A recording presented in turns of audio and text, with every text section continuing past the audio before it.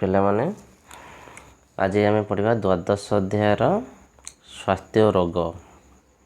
ପଞ୍ଚମ ଶ୍ରେଣୀ ପିଲାମାନେ ଦେଖ, ଆମେ ପ୍ରତିଦିନ ବିଭିନ୍ନ ପ୍ରକାର ଖାଦ୍ୟ ଖାଇଥାଉ। ସେଇ ଯେଉଁ ଖାଦ୍ୟ ଖାଉ ତାହାର କ'ଣ କ'ଣ ଭିଟାମିନ୍ ଅଛି, କେଉଁ ଭିଟାମିନ୍ର କେଉଁ ରୋଗର ଲକ୍ଷଣ, ଏସବୁ ଆମେ ଆଜି ପଢ଼ିବା।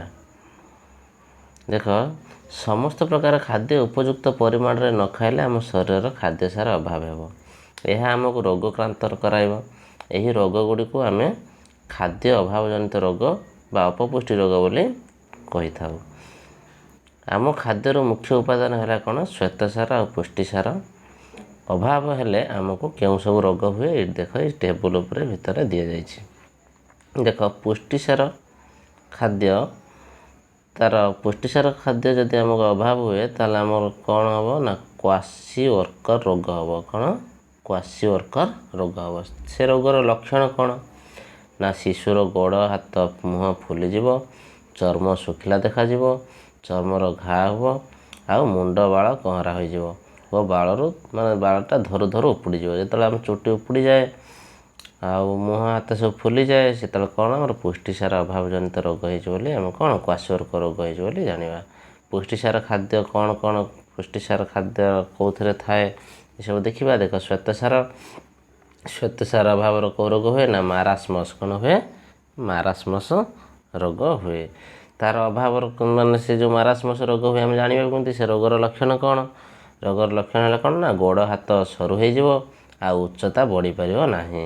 ମାନେ ତା ଭିତରେ ବି ବହୁତ ଭୋକ ଲାଗିବ, ଗୋଡ଼ ଆଉ ହାତ ସରୁ ହୋଇଯିବ ଆଉ ଉଚ୍ଚତା ଏତେ ବଢ଼ିପାରିବ ନାହିଁ। ତାହେଲେ ଆମେ ଜାଣିବା କ'ଣ ମାରାସ୍ମସ୍ ରୋଗ ହୋଇଛି। ସେଇଟା କେଉଁ ଖାଦ୍ୟର ଅଭାବ ନା ଶ୍ୱେତସାର ଖାଦ୍ୟର ଅଭାବରେ ସେ ରୋଗଟି ହୋଇଛି ବୋଲି ଆମେ ଜାଣିବା। ଦେଖ, ଶ୍ୱେତସାର ଆଉ ପୁଷ୍ଟିସାର ଥିବା ଖାଦ୍ୟ ଆବଶ୍ୟକ ପରିମାଣରେ ଖାଇଲେ ଆମକୁ ଅପପୁଷ୍ଟି ରୋଗ ହୁଏ ନାହିଁ। ଆମେ ଅପପୁଷ୍ଟି ରୋଗ କେମିତି ଜାଣିଛନ୍ତି? ଅପପୁଷ୍ଟି ରୋଗ ହେଲେ କ'ଣ ହେବ? ଗୋଡ଼ ହାତ ସବୁ ସରୁଆ ହୋଇଯିବ। ବିଭିନ୍ନ ପ୍ରକାର ଖାଦ୍ୟରୁ ଭିନ୍ନ ଭିନ୍ନ ପ୍ରକାର ଆମେ ଭିଟାମିନ୍ ପାଉ। ସବୁ ପ୍ରକାର ଖାଦ୍ୟରେ ଆମର ଭିଟାମିନ୍ ଅଛି, ସେଥିପାଇଁ ଆମେ ସବୁ ପ୍ରକାର ଖାଦ୍ୟ ଖାଇବା ଆବଶ୍ୟକ। ଯେ କି ଦେଖ, ଆମ ଶରୀରର ରୋଗ ପ୍ରତିରୋଧକ ଶକ୍ତି ବଢ଼ାଇବା ପାଇଁ ସାହାଯ୍ୟ କରେ। ସବୁ ପ୍ରକାର ଖାଦ୍ୟ ଆମକୁ ରୋଗ ପ୍ରତିରୋଧକ ଶକ୍ତି ସାହାଯ୍ୟ କରେ। ରୋଗ ପ୍ରତିରୋଧକ ଶକ୍ତି ଯାହାର ଯେତେ ଅଧିକ ତାକୁ ସେତେ କମ୍ ଜ୍ୱର ଥଣ୍ଡା ବି ହୁଏ।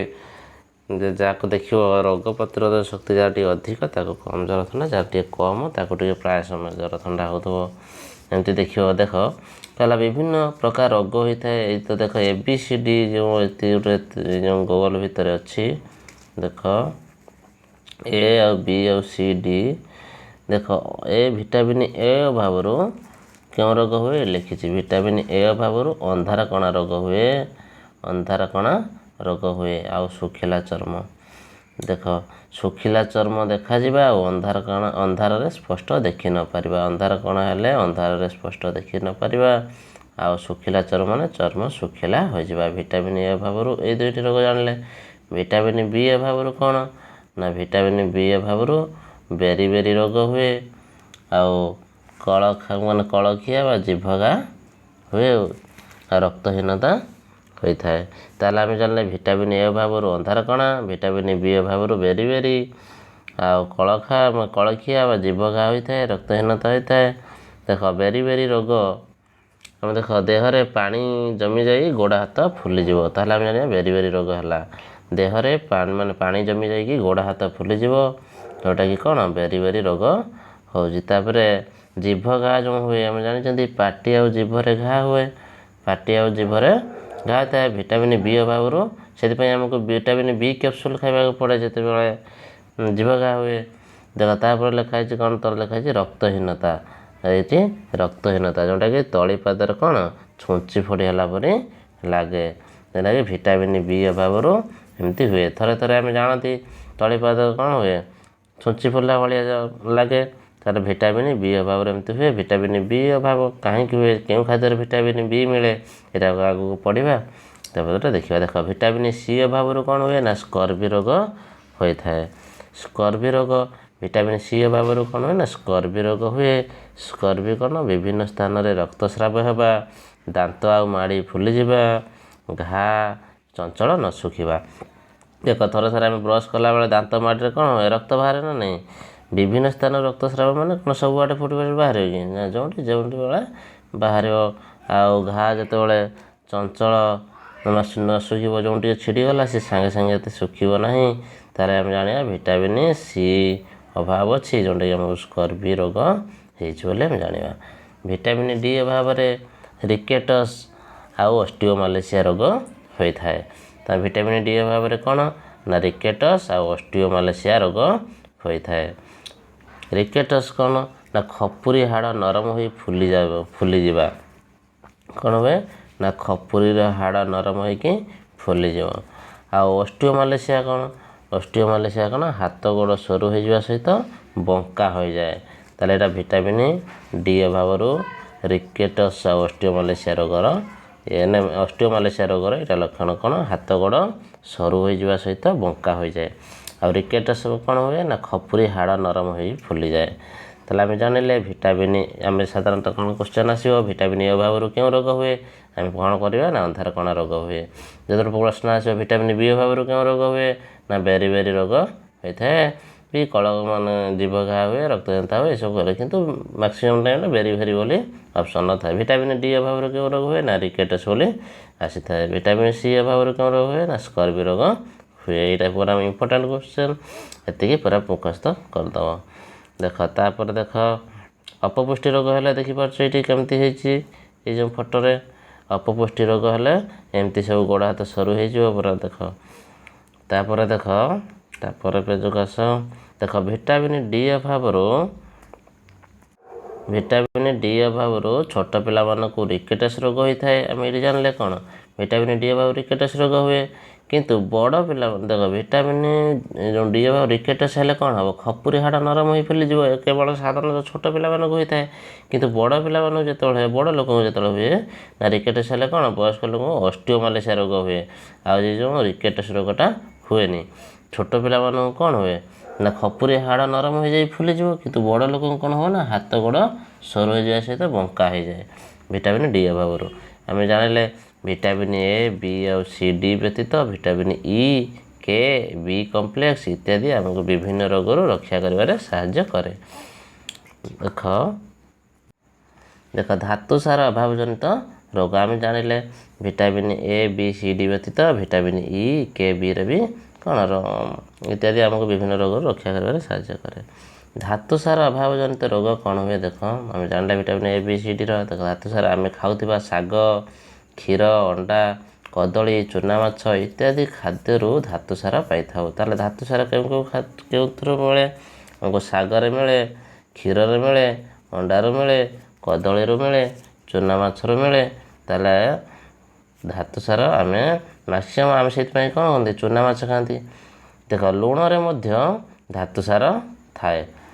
ଏହିସବୁ ଖାଦ୍ୟରୁ ଆମେ ସୋଡ଼ିୟମ୍, କ୍ୟାଲସିୟମ୍, ଲୌହ, ଗନ୍ଧକ ଇତ୍ୟାଦି ଧାତୁ ସାର ପାଇଥାଉ।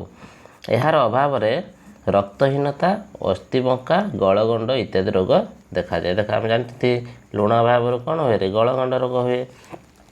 କିନ୍ତୁ ଏଠି ଆମେ ପଢ଼ିଲେ କ'ଣ ନା ଧାତୁ ସାର କେଉଁ ଖାଦ୍ୟରୁ ଥାଏ ନା ଶାଗ, ଅଣ୍ଡା, କ୍ଷୀର, କଦଳୀ, ଚୁନାମାଛ ଏଇ ଖାଦ୍ୟରୁ କ'ଣ ଥାଏ ଧାତୁ ସାର ଥାଏ। ଧାତୁ ସାର ଅଭାବରେ କେଉଁ ରୋଗ ହୁଏ, ଧାତୁ ସାର ଅଭାବରୁ କ'ଣ ହୁଏ ନା ରକ୍ତହୀନତା ରୋଗ ହୁଏ, ଅସ୍ଥି ବଙ୍କା ହୁଏ, ଗଳଗଣ୍ଡ ଏସବୁ ରୋଗ ଦେଖାଯାଏ ଏବଂ ପିଲାର ମାନସିକ ବିକାଶରେ ବାଧା ସୃଷ୍ଟି ହୁଏ। ମାନେ ପିଲାଙ୍କର ମାନସିକ ବିକାଶ ଯେମିତି 5 ବର୍ଷର ପିଲାର ଯେତିକି ଶିଖିବା କଥା, ଯେତିକି ଜାଣିବା କଥା, ତା'ର ସେତିକି ବିକାଶ ହୁଏ ନାହିଁ। କି 10 ବର୍ଷର ପିଲାଙ୍କର ଯେତିକି ଜାଣିବା କଥା, ଯେତିକି ଶିଖିବା କଥା, ତା'ର ବିକାଶ ହୁଏ ନାହିଁ। ତାହେଲେ ଆମେ ଜାଣିଲେ ଧାତୁ ସାର ଅଭାବରୁ କେଉଁ ରୋଗ ହୁଏ, ଧାତୁ ସାର କେଉଁ ଖାଦ୍ୟରୁ ମିଳେ। ଦେଖ ସଂକ୍ରାମକ ରୋଗ କ'ଣ, ଦେଖ ସଂକ୍ରାମକ ରୋଗ ହେଲା ଯେଉଁଟାକି ଖାଦ୍ୟ ସାର ଅଭାବ ଜନିତ ରୋଗ ଗୁଡ଼ିକ ଜଣେ ରୋଗଗ୍ରସ୍ତ ବ୍ୟକ୍ତିଠାରୁ ଜଣେ ସୁସ୍ଥ ବ୍ୟକ୍ତିକୁ ଆକ୍ରାନ୍ତ କରିନଥାଏ। କିନ୍ତୁ ଆଉ କେତେ ଗୁଡ଼ିଏ ରୋଗ ଅଛି ଯାହା ଜଣେ ସୁସ୍ଥ ବ୍ୟକ୍ତିକୁ ଜଳ, ବାୟୁ, ଖାଦ୍ୟ, କୀଟପତଙ୍ଗ ଏବଂ ସ୍ପର୍ଶ ଦ୍ୱାରା ଆକ୍ରାନ୍ତ କରିଥାଏ। ସେହି ସବୁ ରୋଗ ଗୁଡ଼ିକୁ ସଂକ୍ରାମକ ରୋଗ ବୋଲି କୁହାଯାଏ। ଆମେ ସାଧାରଣତଃ ଜାଣିଛୁ ସଂକ୍ରାମକ ରୋଗ କ'ଣ ନା ଜଣଙ୍କ ପାଖରୁ ଆଉ ଜଣକୁ ବ୍ୟାପେ ତାକୁ କ'ଣ କୁହନ୍ତି ନା ସଂକ୍ରାମକ ରୋଗ ବୋଲି କୁହନ୍ତି। କିନ୍ତୁ ସବୁ ରୋଗ ତ ସମସ୍ତଙ୍କ ଠାରୁ ଜଣକୁ ଜଣକୁ ବ୍ୟାପେନି। କିଛି ରୋଗ ଅଛି ସଂକ୍ରାମକ ରୋଗ ଯେଉଁଟାକି କ'ଣ ଜଳ ବାୟୁ ଖାଦ୍ୟ ଦ୍ୱାରା ବା କୀଟପତଙ୍ଗ ଦ୍ୱାରା ବା ସ୍ପର୍ଶ ଦ୍ୱାରା ଇଏ ଆମକୁ ଆକ୍ରାନ୍ତ କରିଥାଏ। ସେଥିପାଇଁ ଖାଦ୍ୟ ସାର ଅଭାବଜନିତ ରୋଗ ଗୁଡ଼ିକ ଜଣେ ରୋଗଗ୍ରସ୍ତ ବ୍ୟକ୍ତି ଯେମିତି ସାଧାରଣ ଆମକୁ ଯଦି ଜ୍ୱର ହେଲା ତାହେଲେ ଆଉ ଜଣକୁ ଜଣେ ଆସିଲେ ପାଖରେ ବସିଲେ କି ସ୍ପର୍ଶ କଲେ ତାକୁ କ'ଣ ଜ୍ୱର ହୁଏ କି? ଜ୍ୱର ହୁଏନି। ସିଏ କ'ଣ ସଂକ୍ରାମକ ରୋଗ ନୁହେଁ। ଯଦି ହାଡ଼ ଫୁଟି ହେଲା ମିଳିମିଳା ହେଲା ଏଇସବୁ ଯେମିତି ଏଇ ଯେଉଁ କାଛୁ କଣ୍ଡିଆ ଏଇସବୁ କ'ଣ ନା ସଂକ୍ରାମକ ରୋଗ ଜଣଙ୍କ ପାଖରୁ ଆଉ ଜଣଙ୍କ ପାଖକୁ ବ୍ୟାପେ। ଏହି ସଂକ୍ରାମକ ରୋଗ ଗୁଡ଼ିକ କେତେକ ଛୋଟ ଛୋଟ ଜୀବାଣୁମାନଙ୍କ ଯୋଗୁଁ ହିଁ ହୋଇଥାଏ। ସେଗୁଡ଼ିକୁ ଆମକୁ ଖାଲି ଆଖିରେ ଦେଖାଯାଏ ନାହିଁ। କେବଳ ଅଣୁବୀକ୍ଷଣ ଯନ୍ତ୍ର ସାହାଯ୍ୟରେ ଆମେ ସେମାନଙ୍କୁ ଦେଖିପାରୁ। ସଂକ୍ରାମକ ରୋଗ କ'ଣ ଜାଣିଲ? ସର୍ଟରେ କହିବାକୁ ଗଲେ ଆମେ କ'ଣ ଗୋଟେ ସୁସ୍ଥ ବ୍ୟକ୍ତି ଠାରୁ ଜଳବାୟୁ ବା ଖାଦ୍ୟ କୀଟପତଙ୍ଗ ସ୍ପର୍ଶ ଦ୍ୱାରା ଯଦି ଆଉ ଗୋଟେ ଅସୁସ୍ଥ ବ୍ୟକ୍ତି ଠାରୁ ଗୋଟେ ସୁସ୍ଥ ବ୍ୟକ୍ତିକୁ ସେ ରୋଗଟି ଆକ୍ରାନ୍ତ କଲେ ଆମେ ଜାଣିବା ଯେ ସେ କ'ଣ ସଂକ୍ରାମକ ରୋଗ ବୋଲି କହିବା। ତାହେଲେ ସଂକ୍ରାମକ ରୋଗ ବ୍ୟାପେ କିପରି? ଦେଖ ସଂକ୍ରାମକ ରୋଗ କେତେକ ମାଧ୍ୟମ ଦ୍ୱାରା ଅସୁସ୍ଥ ବ୍ୟକ୍ତି ଠାରୁ ସୁସ୍ଥ ବ୍ୟକ୍ତିକୁ ସଂକ୍ରମିତ କରିଥାଏ। ପ୍ରତ୍ୟେକ ସଂସ୍ପର୍ଶରେ ଆସିଲେ ବା ପରୋକ୍ଷ ସଂସ୍ପର୍ଶରେ ଆସିଲେ। ପ୍ରତ୍ୟେକ ସଂସ୍ପର୍ଶ କ'ଣ? ଦେଖ ରୋଗୀର ଲୁଗାପଟା ବ୍ୟବହାର, ରୋଗୀ ସହିତ ମିଶି ଖାଇବା ଏବଂ ତା ସହିତ ମିଳାମିଶା କରିବା ଦ୍ୱାରା କେତେକ ରୋଗ ସୁସ୍ଥ ଲୋକଠାରୁ ସଂକ୍ରମିତ ହୋଇଥାଏ। ଯଦି ଗୋଟେ ଅସୁସ୍ଥ ଲୋକ ଯେଉଁଟାକୁ ସେ ରୋଗ ଯାହାକୁ ହେଇଥିବ ତାହା ପାଖରୁ ଆମେ ପ୍ରତ୍ୟକ୍ଷ ସ୍ପର୍ଶ ଡାଇରେକ୍ଟ ଆମେ ତାକୁ କ'ଣ କରନ୍ତି? ତା ଲୁଗାପଟା ବ୍ୟବହାର କରନ୍ତି ବା ରୋଗୀ ସହିତ ଆମେ ମିଳାମିଶା କରନ୍ତି, ତା ସହିତ କ'ଣ କରନ୍ତି? ଆମେ ଖାଆନ୍ତି।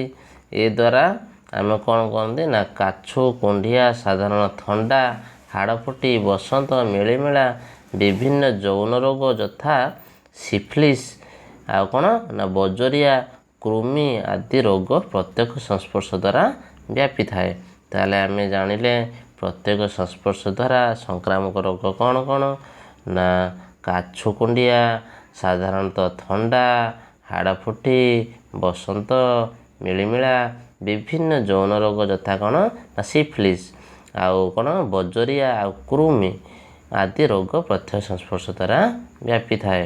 ଏହି ରୋଗ ଗୁଡ଼ିକ ଅଧିକ କ'ଣ ଜନବହୁଳ ଅଞ୍ଚଳରେ ଦ୍ରୁତ ଗତିରେ ବ୍ୟାପିଥାଏ। ଯଦି ଜଣକୁ କାଛୁ ହେଲା ତା ଦ୍ୱାରା ମିଳାମିଶା କଲେ ତା ପାଖରେ ବସିଲେ ଏମିତି ତା ସାଙ୍ଗ ସହିତ ଖାଇଲେ ବି ଆଉ ଜଣଙ୍କୁ ସଂକ୍ରମିତ କରେ। ଦେଖ ତାପରେ ଆଉ କିଛି ଅଛି। ଏଇଟା ତ ହେଲା ପ୍ରତ୍ୟେକ ସଂସ୍ପର୍ଶରେ। ଆଉ କିଛି ପରୀକ୍ଷା କ'ଣ ନା ବାୟୁ ମାଧ୍ୟମରେ ଆସିଲା। ବାୟୁ ମାଧ୍ୟମରେ କ'ଣ? ବାୟୁ ମାଧ୍ୟମରେ ଯକ୍ଷ୍ମା କାଶ ସର୍ଦ୍ଦି ବସନ୍ତ ହାଡ଼ଫୁଟି ଆଖି ଧରା ଆଉ କ'ଣ ଲହରା କାଶ ମିଳିମିଳା ଓ ଗାଲୁଆ ପରି ଅନେକ ରୋଗ ବାୟୁ ମାଧ୍ୟମରେ ବ୍ୟାପିଥାଏ। ଦେଖ ତୁମେ କହିବ ସାର୍ ଏଠି ତ ବାୟୁ ମାଧ୍ୟମରେ କ'ଣ କହିଲା ନା ହାଡ଼ଫୁଟି ଆଉ ମିଳିମିଳା, କିନ୍ତୁ ସେଠି ବି ପ୍ରତ୍ୟେକ ଭାବରେ ବି କହିଥିଲା। କିନ୍ତୁ ଦେଖ ପ୍ରତ୍ୟେକ ଭାବରେ କ'ଣ ଯାହାକୁ ହାଡ଼ଫୁଟି ମିଳିମିଳା ହେଇଥିବ ତାକୁ ପ୍ରତ୍ୟେକ ଭାବରେ ବି ମିଶିଲେ ହେବ ବି ବାୟୁ ମାଧ୍ୟମରେ ବି ପାଖ ନ ମିଶିଲେ ବି ପାଖରେ ଯଦି ଦେଖିବ ହାଡ଼ଫୁଟି ମିଳିମିଳା ହେଲେ ଗାଁରେ ଯଦି ଜଣକୁ ହେଇଛି ନିହାତି ସେ ପାଖ ଆଖରେ 5 ଜଣକୁ 10 ଜଣକୁ ନିହାତି ହେଇଥିବ ସାଙ୍ଗରେ ସେଇ ଟାଇମ୍ରେ।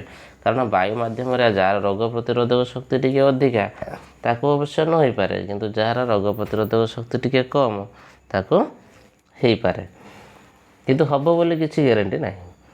ଦେଖ ତାପରେ କ'ଣ କହିଲା ନା ଏହି ରୋଗର ଜୀବାଣୁ ଓ ଭୂତାଣୁ ରୋଗକ୍ରାନ୍ତ ବ୍ୟକ୍ତିଙ୍କ ଠାରୁ କାଶ ଛିଙ୍କ ଓ କଫ ଇତ୍ୟାଦି ମାଧ୍ୟମରେ ବାୟୁମଣ୍ଡଳକୁ ଚାଲି ଆସିଥାଏ ଆଉ ବ୍ୟାପି ଯାଆନ୍ତି। ଦେଖ ଏଇ ରୋଗୀମାନେ ଯାହାକୁ ଯକ୍ଷ୍ମା ହେଇଥିବ କାଶ ସର୍ଦ୍ଦି ବସନ୍ତ ହାଡ଼ଫୁଟି ଆଖି ଧରା ଏଇସବୁ ରୋଗମାନଙ୍କ ମିଳିମିଳା ଗାଲୁଆ ଏମାନେ ଯେତେବେଳେ କାଶନ୍ତି ବା ଛିଙ୍କନ୍ତି ଆଙ୍କ କଫ ଏଇସବୁ ଏହା ଦ୍ୱାରା କ'ଣ ବାୟୁମଣ୍ଡଳକୁ ଚାଲି ଆସେ ତାଙ୍କ ପାଖ ଆଖରେ ଥିବା ଲୋକଙ୍କୁ ବ୍ୟାପେ ଆଉ ତାପରେ ଜଣେ ସୁସ୍ଥ ଲୋକଙ୍କ ଶରୀରକୁ ଯାଏ ଆଉ ତାକୁ ସେଇ ରୋଗଟି ରୋଗାକ୍ରାନ୍ତ କରେ। ବୁଝିପାରିଲ? ପାଖରେ ଥିବା ଚିତ୍ରକୁ ଦେଖ। ଏଇ ଯେଉଁ ଚିତ୍ରଟା ଦେଖିପାରୁଛ ए वायु माध्यम रोग संक्रमण केमती होची देख चित्र रोगर पीड़ित व्यक्ति जनक काशी काशी बांती करुछंती देखिपारछ काशी काशी बांती करुछंती तांक पाखरे पिलाटीए खेलना धरी खेलुची तेणु पिलाटी वायु द्वारा से रोगर संक्रमित होबार संभावना अच्छी किंतु संभावना अच्छी पिलाटर जदि अधिक रोग प्रतिरोधक शक्ति थिबो ताले सेटा न व्यापी पारे किंतु संभावना अच्छी तापर देख आउ गोटे कहला खाद्य माध्यम एटा तो आम गला वायु माध्यम आ कौन खाद्य माध्यम कौन रोग हुए देख हईजा झाड़ा बांती रोग दूषित खाद्य माध्यम व्यापी थाए धूली पड़ी पची सड़ी जाइथिबा एवं बासी हो जाइथिबा खाद्य दूषित हो जाइथाए एवं एथिरे विभिन्न रोग जीवाणु जन्मी थांती आमे जदि एभली दूषित खाद्य खाइबा तेबे आमको हईजा झाड़ा बांती भली रोग हो पारे ताले देख झाड़ा बांती हईजा रोग हेले आमे साधारणतः कौन भावती मेडिसिन खाए कि पूर्व आम जापारतनी जे दूषित खाद्य माने ता द्वारा ही आमको व्यापे पानी भल ही नथिबो कि खाद्य भल ही नथिबो धूली पड़ता खाद्य पचि जाइथिबा खाद्य जो बासी खाद्य एमती खाइले कौन हम हईजा और झाड़ा बांती होता है देख जल माध्यम कौन हुए ना कूओ पोखरी नई नाल इत्यादि रे पानी विभिन्न कारण दूषित होता है प्राय अधिकांश रोग दूषित जल द्वारा व्यापी थाए जो जल रे शरीर को हानि घटाइबा भली विभिन्न उपादान और कौन रोग जीवाणु थाए ताहाको दूषित जल बोली कहा जाए एबे दूषित जल किपरि होई तो जानिचंती जेहेतु दूषित जल रे कौन रे हईजा झाड़ा बांती कामल टाइफॉइड इत्यादि रोगर जीवाणु थांती यही जल को सुस्थ लोक पीले बा व्यवहार कले से मानकु ए रोग होता है देख जदि आम कूओ बा पोखरी से जो हईजा जहाँ को कामल टाइफॉइड ये सब इत्यादि भी कौन यही मैंने भी व्यवहार करुवे सुस्थ लोक व्यवहार कले माध्यम भी हम तापर जो कूओ पोखरी जदि अलिया आवर्जना पकाउे नई नाल जमी पशु पक्षी सब गाधा हो से पानी आम यूज करुवा एमती भी से दूषित हो जल से जल द्वारा आमको कौन एमती सब व्यापे कौन दूषित जल आमको पीले आमको कौन हईजा हम झाड़ा बांती हम कामल हम टाइफॉइड हम एमती बहुत किसी रोग आमको मारी बस तापर देख कहला विशुद्ध तेणु कहला विशुद्ध जल कले सेवन निरोग रहिबो तुम जीवन बुझिपाल तुम यहीपरि आ दुईटी स्लोगान लिखि श्रेणीगृह कांथरे टंगाओ देख 5 नंबर कहला 5 कीट पतंग माध्यम केमिति व्यापे देख कहला मलेरिया बात ज्वर डेंगू इत्यादि रोग मशा द्वारा व्यापी थाए ताले मशा द्वारा कौन हुए रे कौन मलेरिया बात ज्वर डेंगू कहते डेंगू ज्वर मझे बहुत भाइराल कला मलेरिया ज्वर बात ज्वर ये सब कौन मशा द्वारा व्यापे से आम मशा तो किसी व्यवस्था नहीं आम मशा केवल आमर कौन रे सुरक्षित है मसूरी है मशा केवल मसूरी ही बेस्ट आउ ये जो धूप फूप देले देह खराब मशा मसूरी मशा रोगी देहरु रक्त शोष सुस्थ लोक को कामुड़े सुस्थ लोकर शरीर को रोग जीवाणु प्रवेश करे फल व्यक्ति जनक रोगरे पीड़ित होता माछी रोगरी मान माछी रोगीर झाड़ा बांती बसी आम खाद्य पदार्थ भी बसे से खाद्य को आम खाई था खाइले कौन हुए ना आमको कौन हुए झाड़ा बांती हईजा भली रोग होबार संभावना होता है बुझिपार तुम चिंता कर माछी कौ कौ जगार बसुथो तापर आसी आम खाद्य जब बसला ताहले आमको कहीं न हवा पड़ो अपरिष्कार से करवा कथा नुहे पाखे परिष्कार कले माछी बसब नहीं माई एनोफिलिस मशा कामुड़े मलेरिया रोग होता है ताहले मलेरिया रोग क्यों मशा कामुड़े हुए प्रश्न आसो माई एनोफिलिस मशा कामुड़े मलेरिया रोग होता है ताहले क्यूलेक्स मशा कामुड़े क्यों ज्वर हुए ना बात ज्वर हुए क्यों ज्वर हुए ना बात ज्वर हुए सब नोट कर लेख कौन ना क्यूलेक्स मशा कामुड़े बात ज्वर होता है ताहले एडिस मशा कामुड़े क्यों ज्वर हुए ना डेंगू ज्वर हुए कौन एडिस मशा कामुड़े डेंगू ज्वर होता है मूषा द्वारा प्लेग रोग होता है कौन मूषा द्वारा प्लेग रोग होता है यही रोग हेबा मात्रे रोगी चिकित्सित हेबा दरकार कौ रोग मलेरिया ଆଉ ବାତ, ଆଉ କ'ଣ ଡେଙ୍ଗୁ, ଏ ଯେଉଁ ପ୍ଲେଗ, ଏସବୁ କ'ଣ ଏ ହେଲା ମାନେ ସାଙ୍ଗେ ସାଙ୍ଗେ କ'ଣ ନା ଚିକିତ୍ସା ହେବା ଦରକାର। 1994 ମସିହାରେ ମହାରାଷ୍ଟ୍ର ଆଉ ଗୁଜୁରାଟର ବହୁ ସଂଖ୍ୟକ ଲୋକ ପ୍ଲେଗ ରୋଗରେ ପୀଡ଼ିତ ହୋଇଥିଲେ। ପ୍ଲେଗ ରୋଗ କ'ଣ ପାଇଁ ହୁଏ? ପ୍ଲେଗ ରୋଗ କ'ଣ ମୂଷା ଦ୍ୱାରା ହୋଇଥାଏ। ମୂଷା ଦ୍ୱାରା ମାନେ କ'ଣ? ମୂଷା କାମୁଡ଼ିଲେ ହୁଏ। ତାହେଲେ ମୂଷା କ'ଣ ଘରେ ରହିଲେ ହେବ କି? ମୂଷା କାମୁଡ଼ିଲେ ହୁଏ। ସେଠି ମହାରାଷ୍ଟ୍ର ଆଉ ଗୁଜୁରାଟରେ ମୂଷା ପ୍ରବଳ କାମୁଡ଼ୁଥିଲେ ମଝିରେ, ସେଥିପାଇଁ ସମସ୍ତଙ୍କୁ ପ୍ଲେଗ ରୋଗ ହୋଇଗଲା। ଦେଖ ତାପରେ କହିଲା ଜିଆ, ଦଶୀପୋକ ଆଉ ଅଙ୍କୁଶ କୃମି ଜୀବାଣୁ ନୁହନ୍ତି। ଜିଆ ଆଉ ଦଶୀପୋକ, ଅଙ୍କୁଶ କୃମି ଜୀବାଣୁ ନୁହନ୍ତି। ଏମାନେ ଗୋଟିଏ ଗୋଟିଏ କ'ଣ କୀଟ। ଏମାନେ ଆମ ଦେହରେ ରହିଲେ ଆମ ଦେହ ଅସୁସ୍ଥ ହୁଏ, ଆମେ ଦୁର୍ବଳ ହୋଇପଡ଼ୁ। ଏମାନେ ମଧ୍ୟ ରୋଗୀ ଦେହରୁ ସୁସ୍ଥ ଲୋକର ଶରୀରକୁ ଯାଇ ରୋଗ ସୃଷ୍ଟି କରନ୍ତି।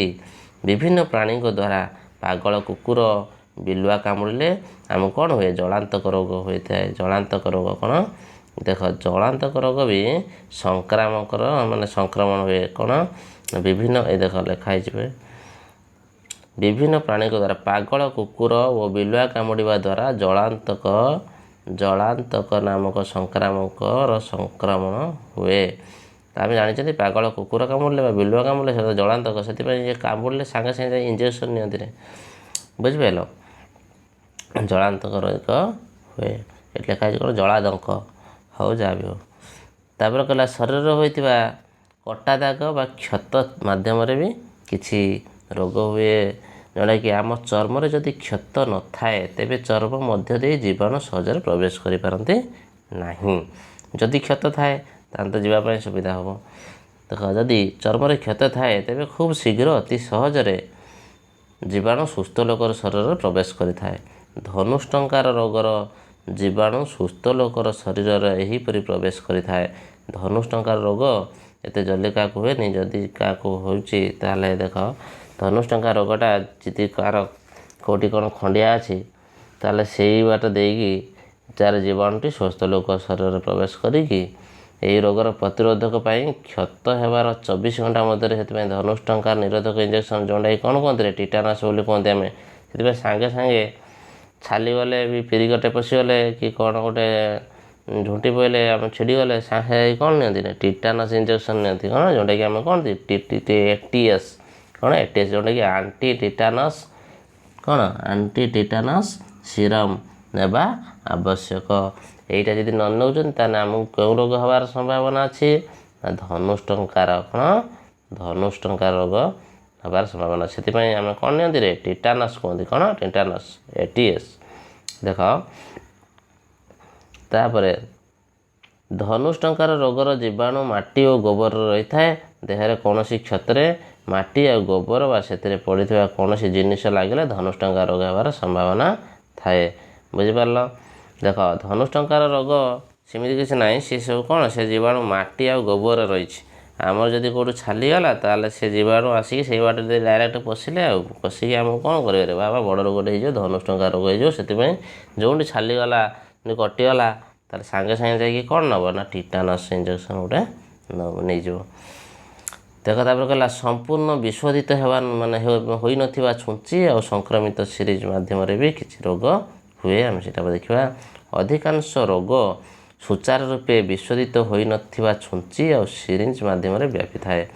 ସଂକ୍ରମିତ ହୋଇଥିବା ଛୁଞ୍ଚି ମାଧ୍ୟମରେ ଇଞ୍ଜେକ୍ସନ୍ ନେଲେ ଅନେକ ସମୟରେ ସୁସ୍ଥ ଲୋକଟି ରୋଗଗ୍ରସ୍ତ ହୁଏ। ଏଡ୍ସ ଏହିପରି ବ୍ୟାପେ। ବୁଝିପାରିଲ ନା? ଦେଖ ଯଦି ଆମେ ଗୋଟେ ଯେତେବେଳେ ଇଞ୍ଜେକ୍ସନ୍ ନେଉଛନ୍ତି ସେଥିପାଇଁ ସବୁବେଳେ ନୂଆ ଛୁଞ୍ଚିର ଇଞ୍ଜେକ୍ସନ୍ ନେବ। ଆଉ ଯେତେବେଳେ ଯାହା ବି କରୁଛ ସବୁବେଳେ ନୂଆ ଜିନିଷରେ କର। ଛୁଞ୍ଚି ଆଉ ସିରିଞ୍ଜ ଏସବୁ କ'ଣ ନୂଆ ୟୁଜ୍ କରିବ। କାରଣ ଯଦି ପୁରୁଣା ହେଇଥିବ କାହାକୁ ତ ଆମେ ଜାଣିନାହାନ୍ତି, କିଏ ତା ପୂର୍ବରୁ କାଟିଥିବ, କିଏ କାହାକୁ ଦିଆଯାଇଥିବ, ତା ମାଧ୍ୟମରେ ଆମକୁ ବି କିଛି ରୋଗ ଅଛି ଯେଉଁଟାକି ଆମେ ସଂକ୍ରମିତ ହେଇଯିବା। ବୁଝିପାରିଲ? ତା ବଡ଼ ଜିନିଷଟା ହେଲା କ'ଣ? ନା ଏଡ୍ସ ଏହିପରି ବ୍ୟାପିଥାଏ। ଯେଉଁଟାକି କେବଳ ଆମେ ଯଦି ରୋଗ ଯେଉଁଟାକି ଯାହାକୁ ରୋଗ ହେଇଥିବ ତାର ଛୁଞ୍ଚି ଆଉ ସିରିଞ୍ଜ ବ୍ୟବହାର କରିକି ଯଦି ଆମକୁ ସେଇ ଛୁଞ୍ଚି ବା ସେଇ ସିରିଞ୍ଜରେ ସେଇ ସିରିଞ୍ଜରେ ଇଞ୍ଜେକ୍ସନ୍ ଦିଆଯାଉଛି ତାହେଲେ ତାରି ମାଧ୍ୟମରେ ଆମକୁ ସେ ରୋଗଟି ହୁଏ।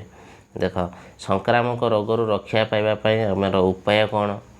ଦେଖ ଆମେ ତ ଜାଣିଲେ ସଂକ୍ରାମକ ରୋଗ କେଉଁ ଭଳିଆ ସବୁ ବ୍ୟାପୁଛି, କେତେ ପ୍ରକାର ବ୍ୟାପୁଛି ତ ଆମେ ଜାଣିଲେ 7 ପ୍ରକାରଟା ପଢ଼ିଲେ। ତାପରେ ଆମେ ଦେଖିବା ତାର କ'ଣ ନା ରକ୍ଷା ପାଇବା ପାଇଁ କ'ଣ କ'ଣ ସବୁ ଉପାୟ ଅଛି।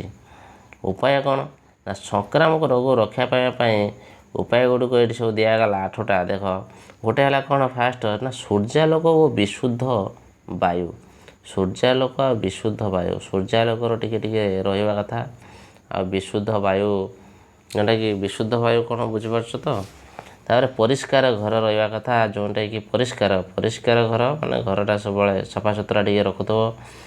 ପରିଷ୍କାର ଘରେ ରହିଲେ ଆମକୁ କ'ଣ ସଂକ୍ରାମକ ରୋଗ ହେବ ନାହିଁ। ଆଉ କ'ଣ ଘୋଡ଼ା ଯାଇଥିବା ଖାଦ୍ୟ, ସବୁବେଳେ ଘୋଡ଼ା ଯାଇଥିବା ଖାଦ୍ୟ ଖାଇବ ଆଉ ସବୁବେଳେ ଖାଦ୍ୟକୁ ବି ଘୋଡ଼େଇ ରଖିବ।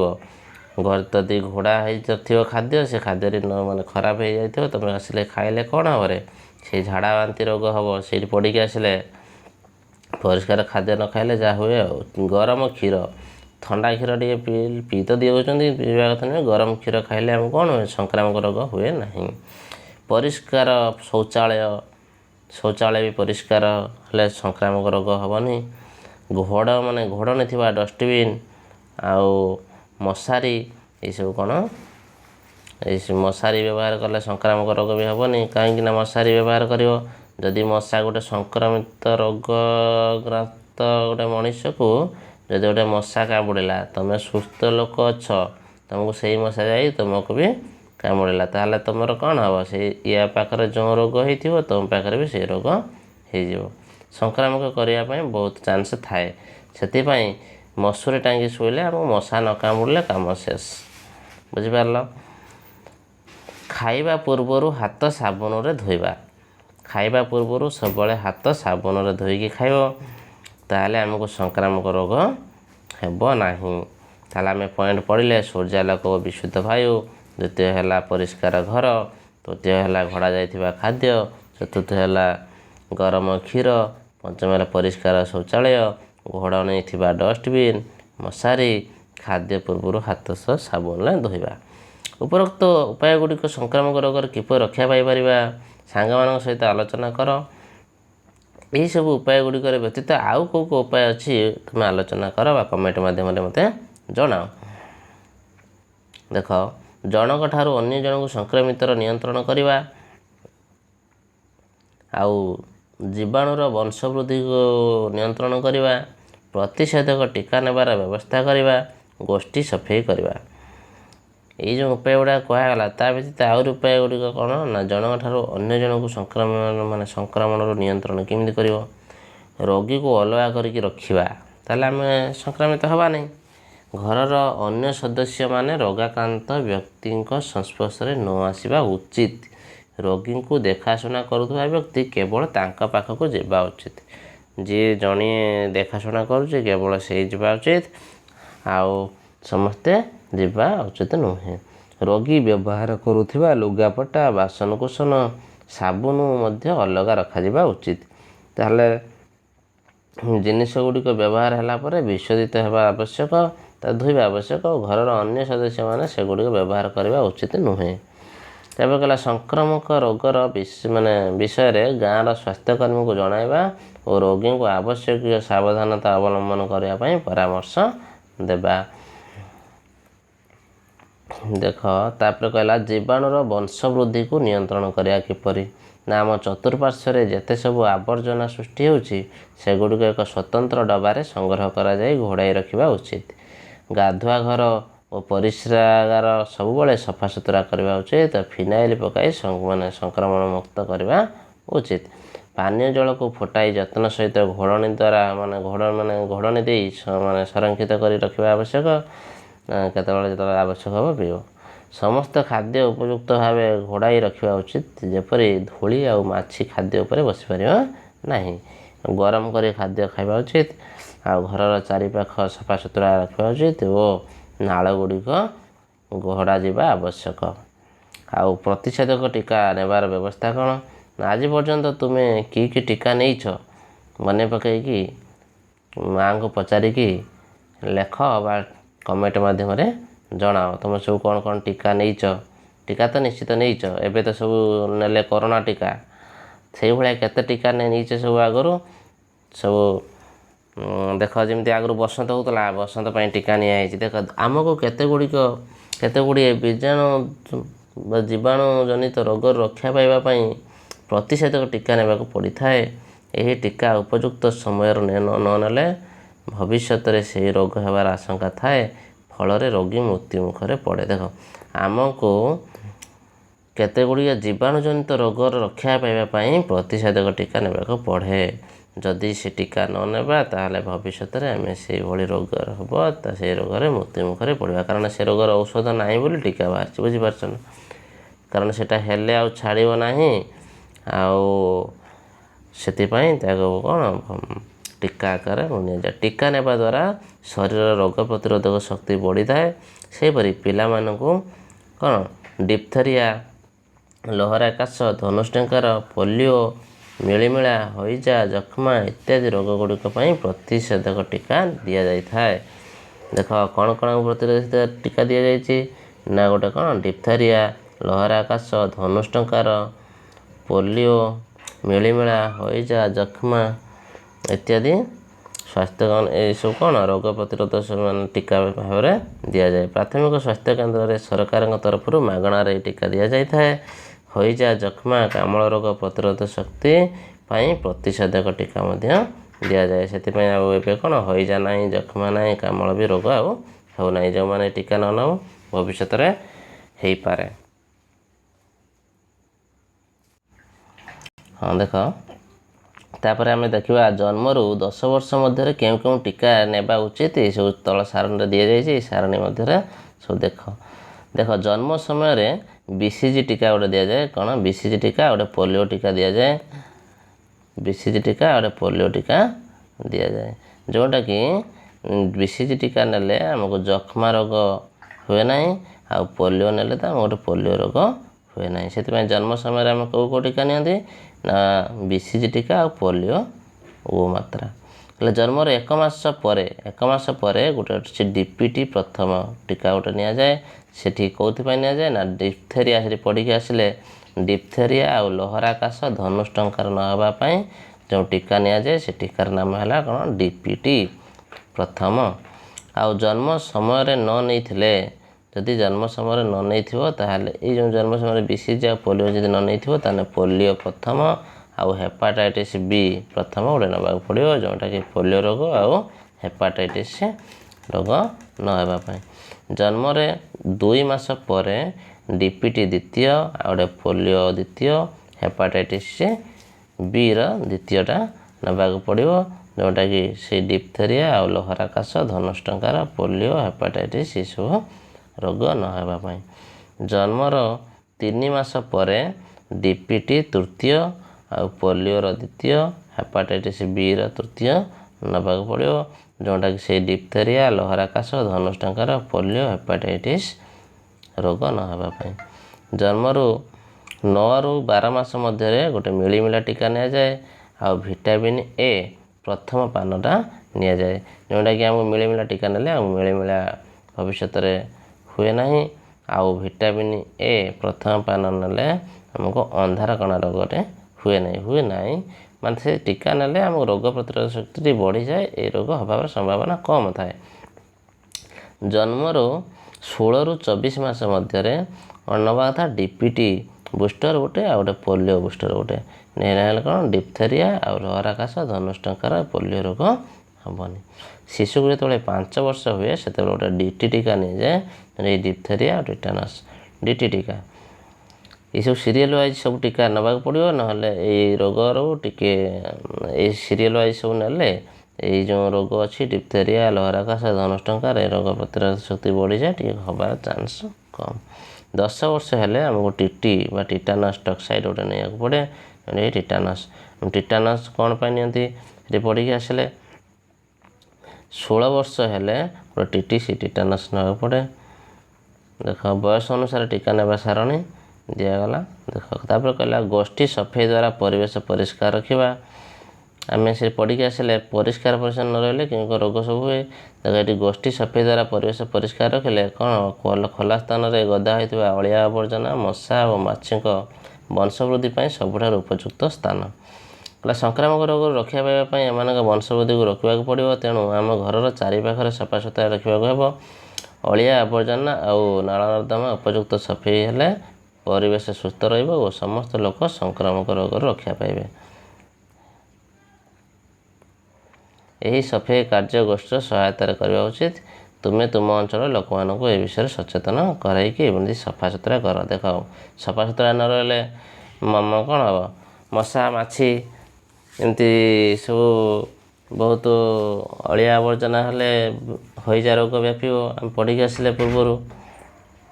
ତାପରେ ଦେଖ ଆମେ କ'ଣ ଶିଖିଲେ, ପଏଣ୍ଟ ୱାଇଜ୍ ସବୁ ଦେଇଛି, ଆମେ କ'ଣ ଶିଖିଲେ ଦେଖ ଲେଖା ହେଇଛି। ଖାଦ୍ୟରେ ଥିବା ଖାଦ୍ୟସାର ଗୁଡ଼ିକ ଭିନ୍ନ ଭିନ୍ନ କାର୍ଯ୍ୟ କରିଥାନ୍ତି। ଫାଷ୍ଟ ପଢ଼ିଲେ ଆମ ଖାଦ୍ୟରେ ଖାଦ୍ୟସାରର ଅଭାବ ରହିଲେ ଆମେ ଖାଦ୍ୟ ଅଭାବଜନିତ ରୋଗରେ ପୀଡ଼ିତ ହେଉ। କ୍ୱାସିଓରକର ଓ ମାରାସ୍ମସ୍ ଅପପୁଷ୍ଟିଜନିତ ରୋଗ। ଯେଉଁ ରୋଗ ରୋଗାକ୍ରାନ୍ତ ବ୍ୟକ୍ତିଠାରୁ ସୁସ୍ଥ ଲୋକକୁ ସଂକ୍ରମିତ ହୁଏ ତାକୁ ସଂକ୍ରାମକ ରୋଗ ବୋଲି କୁହାଯାଏ। ସଂକ୍ରାମକ ରୋଗ ଜୀବାଣୁ ଓ ଭୂତାଣୁମାନଙ୍କ ଦ୍ୱାରା ହିଁ ସୃଷ୍ଟି ହୋଇଥାଏ। ସଂକ୍ରାମକ ରୋଗ ଗୁଡ଼ିକ ପ୍ରତ୍ୟକ୍ଷ ସଂସ୍ପର୍ଶ, ବାୟୁ, ଦୂଷିତ ଜଳ, କୀଟପତଙ୍ଗ, ବିଭିନ୍ନ ପ୍ରାଣୀଙ୍କ ଦ୍ୱାରା ବ୍ୟାପିଥାଏ। ସଂକ୍ରାମକ ରୋଗରୁ ରୋକିବା ଉପାୟ ଗୁଡ଼ିକ ହେଲା ଜୀବାଣୁର ବଂଶବୃଦ୍ଧିକୁ ରୋକିବା, ଜଣେ ଅସୁସ୍ଥ ଲୋକଠାରୁ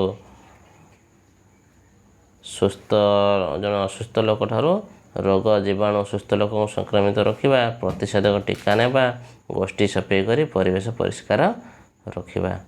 ଦେଖ ପିଲାମାନେ ଆମେ ବିଷୟ ସବୁ ପଢ଼ିଲେ। ଦେଖ ଅଭ୍ୟାସ ବି ଅଛି, ଅଭ୍ୟାସ ଆଉ ଗୋଟେ ଭିଡ଼ିଓରେ କରିବା। ଯଦି ଠିକ୍ସେ ବୁଝିପାରିଲ ତାହେଲେ ଭିଡ଼ିଓଟିକୁ ଲାଇକ୍ କର। ଯଦି ଚ୍ୟାନେଲରେ ନୂଆ ଅଛ ତାହେଲେ ସବସ୍କ୍ରାଇବ୍ କର, ଯାହାକି ଭିଡ଼ିଓରେ ପ୍ରଥମ ଅପଲୋଡ଼ରେ ତୁମମାନଙ୍କୁ ପହଞ୍ଚି ପାରିବ। ଧନ୍ୟବାଦ।